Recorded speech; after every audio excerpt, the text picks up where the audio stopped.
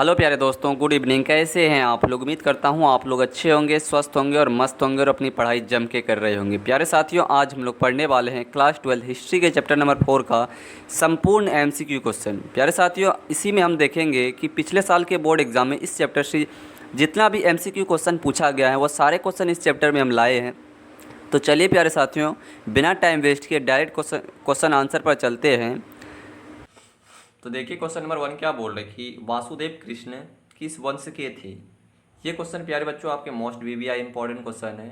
ये आपके board exam में बहुत बार पूछा गया है कि वासुदेव कृष्ण किस वंश के थे। तो ये वृष्ण वंश के थे। किस वंश के? वृष्ण वंश के। ऑप्शन नंबर सी इसका राइट आंसर हो जाएगा वृष्ण वंश। तो ऑप्शन नंबर सी इसका राइट आंसर हो जाएगा वृष्ण वंश। देखते क्वेश्चन नंबर 2 क्या बोल रहे हैं। क्वेश्चन नंबर 2 बोल रहे हैं कि पांचों पांडवों में सबसे बड़ा कौन था।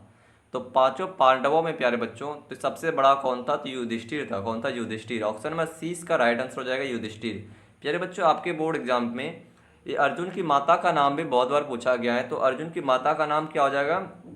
अर्जुन की माता का नाम हो जाएगा कुंती हो जाएगा। क्या हो जाएगा? कुंती अर्जुन की माता का नाम था। और प्यारे साथियों, नकुल की पत्नी का नाम भी आपके बोर्ड एग्जाम में बहुत बार पूछा है। नकुल की पत्नी का नाम क्या था? द्रौपदी था। और भीम की पत्नी का नाम क्या था? तो भीम की पत्नी का नाम था हिडिंबा था। ये आप सब याद रखिएगा। क्या क्या बोले? नकुल की पत्नी का नाम था द्रौपदी। नकुल की पत्नी का नाम क्या था? द्रौपदी। और भीम की पत्नी का नाम क्या था? हिडिंबा। ये आप याद रखिएगा। तो क्वेश्चन नंबर 2 का राइट आंसर क्या हो जाएगा? क्वेश्चन नंबर 2 का राइट आंसर हो जाएगा युधिष्ठिर। देखते क्वेश्चन नंबर 3 क्या बोल रहे हैं। क्वेश्चन नंबर 3 बोल रहे हैं कि संकर्षण किसका दूसरा नाम था। तो संकर्षण किसका दूसरा नाम था? ये बलराम का दूसरा नाम था संकर्षण। किसका नाम था? बलराम का। तो ऑप्शन नंबर 20 का राइट आंसर हो जाएगा बलराम। ऑप्शन नंबर 20 का राइट आंसर हो जाएगा। देखते हैं क्वेश्चन नंबर 4 की ओर बढ़ते हैं। क्वेश्चन नंबर 4 क्या बोल रहे हैं कि सबसे पहले अवतारवाद सिद्धांत क्या बोल रहा है? सबसे पहले अवतारवाद सिद्धांत का व्यापक निरूपण कहाँ किया गया। तो सबसे पहले अवतारवाद सिद्धांत का व्यापक निरूपण कहाँ किया गया था? तो ये भगवत गीता में किया गया था। किसमें? भगवत गीता में किया गया था। प्यारे बच्चों, भगवत गीता को किसने लिखा है? तो महर्षि वेद व्यास जी ने भगवत गीता को लिखा है। किसने? महर्षि वेद व्यास जी ने। और ऋग्वेद में मंडलों की संख्या कितनी है प्यारे बच्चों साथियों? तो ऋग्वेद में मंडलों की संख्या कितनी है? 10 है। और मनुस्मृति के रचयिता कौन है? तो मनुस्मृति के रचयिता कौन है? मनु है। मनु। मनुस्मृति के रचयिता कौन है? मनु। तो इसका राइट आंसर हो जाएगा option number C Bhagavad Gita. सबसे पहले अवतारवाद सिद्धांत का व्यापक निरूपण कहाँ से मिला है? भगवत गीता से मिला है। आगे देखते हैं आगे क्या बोल रहा है। आगे बोल रहा है महाभारत की रचना किस भाषा में किया गया है। तो महाभारत की रचना संस्कृत भाषा में किया गया है। किस भाषा में? संस्कृत भाषा में। ऑप्शन नंबर ए इसका राइट आंसर हो जाएगा संस्कृत भाषा में महाभारत की रचना की गई है। और देखते हैं क्वेश्चन नंबर 6 क्या बोल रहे हैं। क्वेश्चन नंबर 6 बोल रहा है कि पुराणों की संख्या कितनी है। तो पुराणों की संख्या कितनी है? 18 है। कितना? 18। ऑप्शन नंबर 20 का राइट आंसर हो जाएगा पुराणों की संख्या 18 है। देखिए क्वेश्चन नंबर 7 क्या बोल रहे कि श्रीमद् भगवद गीता के महत्व पर किसने विचार व्यक्त किए।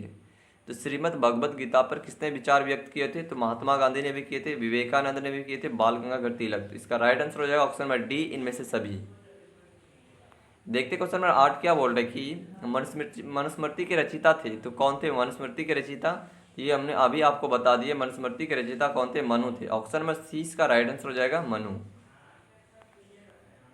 देखिए क्वेश्चन नंबर 9 क्या बोल रहा है कि मनुस्मृति में कितने प्रकार के विवाह का उल्लेख किया गया है। तो मनुस्मृति में कितने प्रकार के विवाह का उल्लेख किया गया है? तो 8 प्रकार के विवाह का उल्लेख किया गया है मनुस्मृति में। अगर आप सुनना चाहते हैं तो हम 8 प्रकार के विवाह का नाम बता देते हैं प्यारे बच्चों साथियों। आप उसको नोट डाउन कर लीजिएगा। 8 प्रकार के विवाह का नाम। पहला हो जाएगा क्या? पहला हो जाएगा ब्रह्म विवाह हो जाएगा। दूसरा हो जाएगा दैवी विवाह। और तीसरा हो जाएगा आश्र विवाह। चौथा हो जाएगा प्रजापति विवाह। और पांचवा हो जाएगा आपका असुर विवाह। छठा हो जाएगा गंधर्व विवाह। सातवां हो जाएगा राक्षस विवाह। और आठवां हो जाएगा पैशाच विवाह। क्या क्या बोले हमने? पहला बोले ब्रह्म विवाह, दूसरा बोले दैवी विवाह, तीसरा हमने बोले आश्र विवाह, और चौथा बोले प्रजापति विवाह, पांचवा बोले असुर विवाह, छठा बोले गंधर्व विवाह, और सातवां बोले राक्षस विवाह, और आठवां बोले कौन सा? पैशाच विवाह। तो ये था 8 प्रकार के विवाह का नाम। अगर आप चाहते हैं कि 8 प्रकार के विवाह को हमने डिटेल में एक्सप्लेन करें तो उसके लिए आप प्यारे साथियों आप कमेंट कर दीजिएगा। हम उस पर एक वीडियो अलग से बना देंगे, ठीक है ना। देखते हैं क्वेश्चन नंबर 10 की ओर बढ़ते हैं। क्वेश्चन नंबर 10 क्या बोल रहे हैं कि महाभारत किसने लिखा? तो महाभारत किसने लिखा था? तो वेद व्यास जी ने महाभारत को लिखा था। किसने? वेद व्यास जी ने। ऑप्शन नंबर डी इसका राइट आंसर हो जाएगा, वेद व्यास जी ने। वेद व्यास जी ने क्या लिखा था? महाभारत को लिखा था। और वाल्मीकि ने किसकी रचना की थी? तो वाल्मीकि ने रामायण की रचना की थी। किसने? रामायण की रचना की थी। किसने? वाल्मीकि ने। अब मनु ने किसकी रचना की थी? तो मनु ने मनुस्मृति की रचना की थी, मनु ने। और कौटिल्य चाणक्य किसका अर्थशास्त्र के लेखक कौन था? कौटिल्य चाणक्य, चाणक्य था। कौन? ये कौटिल्य कौन था? अर्थशास्त्र के लेखक था। देखते क्वेश्चन नंबर 11 क्या बोल रहे हैं। क्वेश्चन नंबर 11 बोल रहे हैं कि महाभारत और पुराणों में मथुरा के शासक वंश को कहा गया। क्या कहा गया मथुरा के शासक वंश को? तो यदु कहा गया। क्या? यदु। ऑप्शन नंबर सी इसका राइट आंसर हो जाएगा, यदु। ऑप्शन नंबर सी इसका राइट आंसर हो जाएगा, मथुरा के शासक वंश को यदु कहा गया। देखते क्वेश्चन नंबर 12 क्या बोल रहा है। क्वेश्चन नंबर 12 बोल रहा है कि प्राचीन भारत के महाकाव्य का नाम है। तो प्राचीन भारत के महाकाव्य का नाम क्या है? महाभारत ही है। क्या है? महाभारत। ऑप्शन नंबर ए इसका राइट आंसर हो जाएगा, महाभारत। मनुस्मृति के रचयिता हमने अभी बताया आपको, मनु है। कौन है? मनु। मनुस्मृति के रचयिता, सॉरी मनु है। मनुस्मृति के रचयिता कौन है? मनु। ये सब प्यारे बच्चों आपका क्वेश्चन जो है ना, मोस्ट वीवीआई इंपॉर्टेंट क्वेश्चन है जो बता रही। 12 नंबर देख लीजिए, एकदम मोस्ट वीवीआई इंपॉर्टेंट क्वेश्चन। ये क्वेश्चन आपके बोर्ड एग्जाम में 2 साल लगातार ये क्वेश्चन पूछा है। आगे देखते क्वेश्चन नंबर 13 क्या बोल रहे हैं।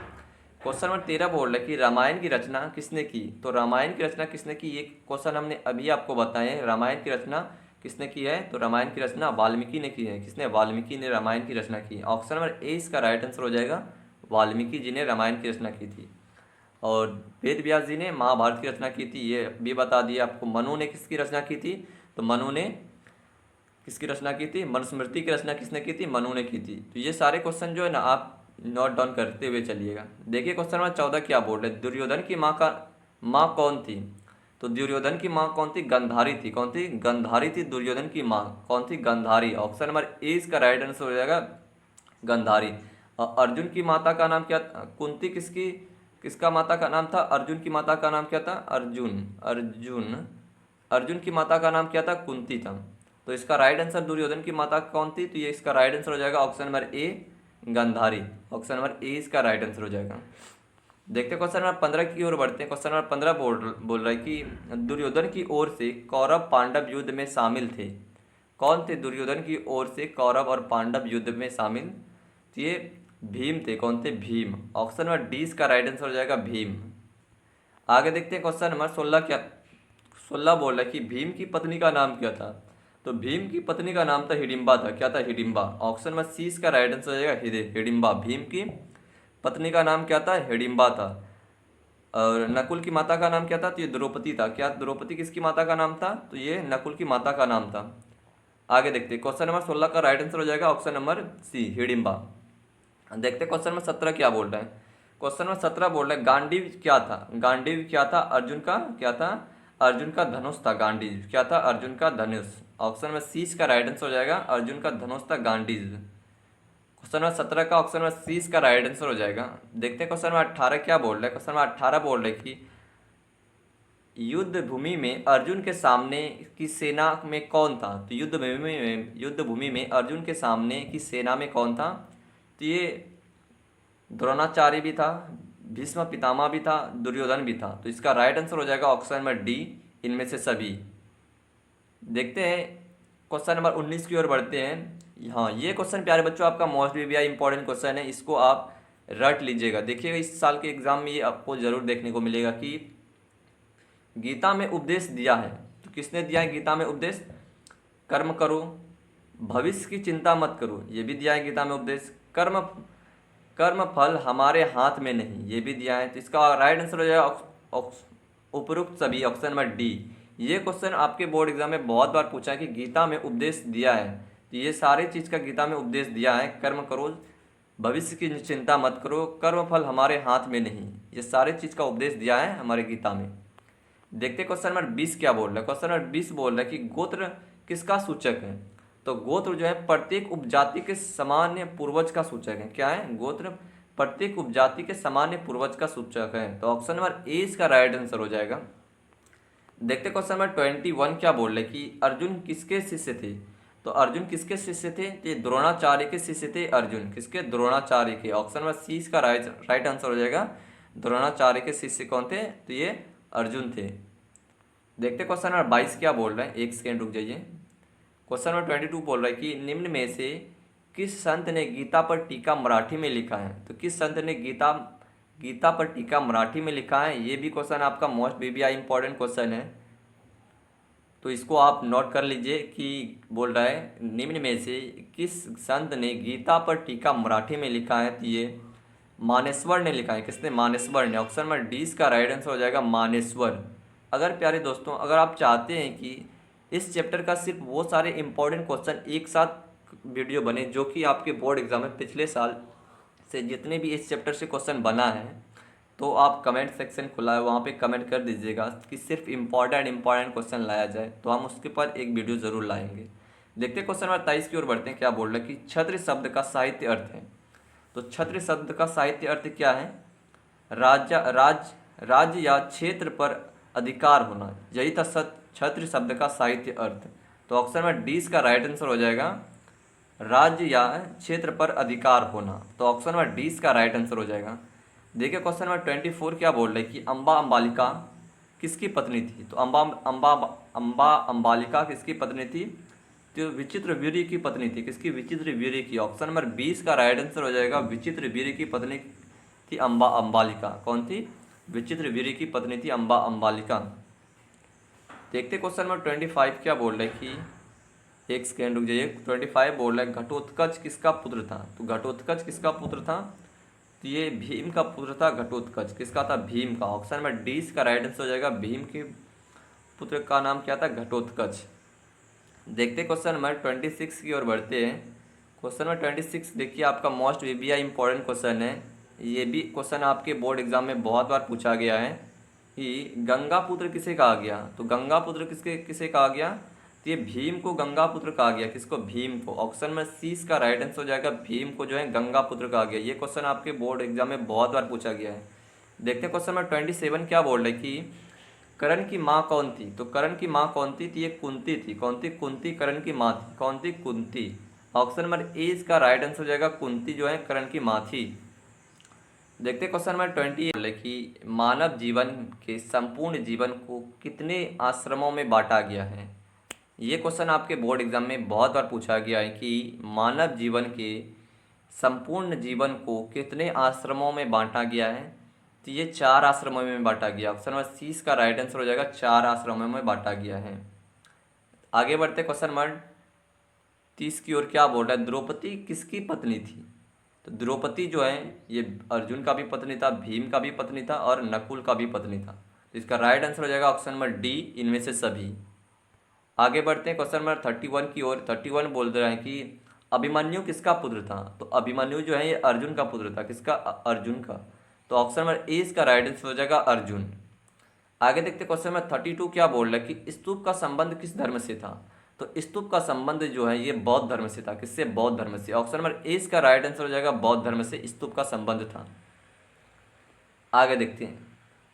अब ये भी क्वेश्चन आपके बोर्ड एग्जाम में पूछता है कि स्तूप कहाँ पे स्थित है? तो स्तूप जो है ये मध्य प्रदेश के रायसेन जिले में स्थित है। कहाँ पे स्थित है ये स्तूप? कहाँ पे स्थित है? आपके बोर्ड एग्जाम में ये भी बहुत बार पूछा गया है कि स्तूप कहाँ है? तो ये मध्य प्रदेश के रायसेन जिले में स्थित है। कहाँ पे? मध्य प्रदेश के रायसेन जिले में ये स्तूप मंदिर आपको मिल जाएगा। आगे देखते हैं क्वेश्चन नंबर 33 क्या बोल रहा है त्रिपिटक साहित्य है। तो क्या है त्रिपिटक साहित्य? बौद्ध धर्म का है। किसका है? त्रिपिटक साहित्य बौद्ध धर्म का है। ऑप्शन नंबर 20 का राइट आंसर हो जाएगा बौद्ध धर्म। आगे देखिए क्वेश्चन नंबर 34 क्या बोल रहे कि महात्मा बुद्ध को ज्ञान की प्राप्ति कहाँ हुई? तो महात्मा बुद्ध को ज्ञान की प्राप्ति बोध गया में हुई थी। कहाँ पे? बोध गया में। ऑप्शन नंबर 20 का राइट आंसर हो जाएगा बोध गया। आगे देखते हैं क्वेश्चन नंबर 35 क्या बोल रहा है। हाँ ये क्वेश्चन आपके बोर्ड एग्जाम में मोस्ट वीवीआई इंपॉर्टेंट क्वेश्चन है प्यारे साथियों, इसको भी आप ध्यानपूर्वक देखिएगा। श्वेतांबर और दिगंबर का संबंध किस धर्म से है? हाँ ये क्वेश्चन मोस्ट वीवीआई इंपॉर्टेंट है कि श्वेतांबर और दिगंबर का संबंध किस धर्म से था? तो ये किस धर्म से था? तो ये जैन धर्म से था दोनों का संबंध। किससे? जैन धर्म से। ऑप्शन नंबर 20 का राइट आंसर हो जाएगा जैन धर्म। आगे देखिए क्वेश्चन नंबर 36 क्या बोल रहा है हीनयान और महायान संप्रदाय किस धर्म से संबंधित है? तो हीनयान और महायान संप्रदाय किस धर्म से संबंधित हैं? तो ये बौद्ध धर्म से संबंधित है ये दोनों, किससे? बौद्ध धर्म से। ऑप्शन नंबर 20 का राइट आंसर हो जाएगा बौद्ध धर्म। ऑप्शन नंबर 20 का राइट आंसर हो जाएगा बौद्ध धर्म। ये भी क्वेश्चन आपका मोस्ट भी इंपॉर्टेंट क्वेश्चन है, इसको भी आप याद रखिएगा, ठीक है ना। देखिए क्वेश्चन नंबर 37 क्या बोल रहा है कि तलवंडी में किस किस प्रसिद्ध संत का जन्म हुआ था। तो तलवंडी में किस प्रसिद्ध संत का जन्म हुआ था? तो ये किसका हुआ था? गुरु नानक का हुआ था तलवंडी में जन्म। किसका हुआ था? गुरु नानक का। ऑप्शन नंबर 20 का राइट आंसर हो जाएगा गुरु नानक का जन्म हुआ था कहाँ पे? तलवंडी में। आगे देखिए क्वेश्चन नंबर 38 क्या बोल रहा है कि बौद्ध ग्रंथ त्रिपिटक की रचना हुई। तो किसने किसने की थी बौद्ध ग्रंथ त्रिपिटक की रचना? तो ये की थी महात्मा बुद्ध के निर्वाह प्राप्त करने के बाद हुई थी बौद्ध ग्रंथ त्रिपिटक की रचना। किसके बाद? महात्मा बुद्ध के निर्वाण प्राप्त करने के बाद। आगे देखिए क्वेश्चन नंबर 39 क्या बोल रहा है कि सुत विभाग खंडका परिवार के क्या बोला? सुत विभाग खंडका परिवार से ये 3 भाग हैं। तो किसमें है? तो विनय पिटक में है 3 भाग। किसमें? विनय पिटक है। ऑप्शन नंबर ए इसका राइट आंसर हो जाएगा विनय पिटक। क्या हो जाएगा? ऑप्शन नंबर ए इसका राइट आंसर हो जाएगा। आगे देखते हैं क्वेश्चन नंबर 40 क्या बोल रहा है कि निम्न में से किस वेद में 10 मंडल 1028 सूत्र क्या बोला? 1028 सूत्र तथा 10,580 रचनाएं हैं। तो ये किस में है? तो ये ऋग्वेद में है, 10 मंडल है। 10 मंडल भी है ऋग्वेद में। कितना है? 10 मंडल भी है। ये जो नंबर है ये आप याद रखिएगा। 10,28 सूक्त है और 10,580 ये रचनाएं हैं। किसमें? ऋग्वेद में। ऑप्शन नंबर ए इसका राइट आंसर हो जाएगा ऋग्वेद। क्या आ जाएगा? ऑप्शन नंबर ए इसका राइट आंसर हो जाएगा ऋग्वेद। देखते क्वेश्चन नंबर 41 क्या बोल रहे हैं कि महावीर ने पार्श्वनाथ के सिद्धांतों में नया सिद्धांत क्या जोड़ा। तो महावीर ने पार्श्वनाथ के सिद्धांतों में नया सिद्धांत ब्रह्मचर्य जोड़ा था। क्या? ब्रह्मचर्य। ऑप्शन नंबर 20 का राइट आंसर हो जाएगा ब्रह्मचर्य। ऑप्शन नंबर 20 का राइट आंसर हो जाएगा। आगे देखते क्वेश्चन नंबर 42 क्या बोल रहा है कि कौन सा उपदेश एक सेकेंड उपनिषद क्या बोला? कौन सा उपनिषद अर्थवेद से संबंधित नहीं है। तो कौन सा उपनिषद अर्थवेद से संबंधित नहीं है?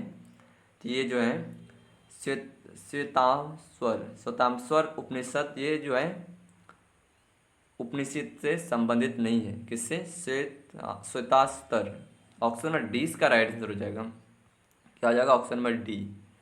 आगे देखिए क्वेश्चन नंबर 43 क्या बोल रहा है कि आत्मा का पुनर्जन्म मुख्य विषय है। क्या है आत्मा का पुनर्जन्म का मुख्य विषय?